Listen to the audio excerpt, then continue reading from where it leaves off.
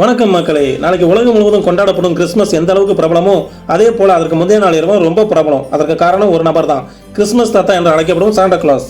Santa Claus இந்த வார்த்தை மேற்கத்திய நாடுகளில் ரொம்பவே பிரபலம். கிறிஸ்மஸுக்கு முந்தைய நாள் இரவு குழந்தைங்களுக்கு பரிசு பொருட்களை கொண்டு வந்து தருவார்னு ஒரு நம்பிக்கை இருக்கு.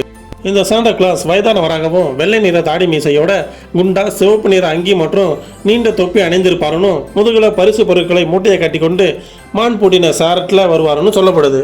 நல்ல குணம் கொண்ட குழந்தைகளுக்கு சாக்லேட்டையும் குறும்புக்கார குழந்தைகளுக்கு நிலக்கரையும் தருவார்னு ஒரு பரவலான கருத்து இருக்கு.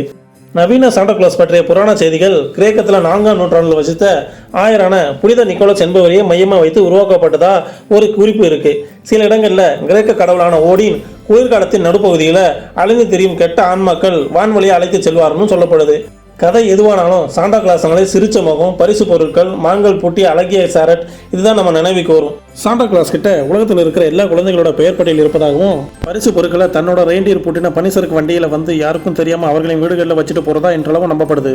வீடியோ பிடிச்சிருந்தா லைக் பண்ணுங்கள், ஷேர் பண்ணுங்கள், கமெண்ட் பண்ணுங்கள், சேனலை சப்ஸ்கிரைப் பண்ணிட்டு பெல் ஐக்கான ஆல்ல செட் பண்ணுங்கள். அப்போ தான் நம்மளோட நோட்டிஃபிகேஷன் உங்களுக்கு உடனே வந்து சேரும்.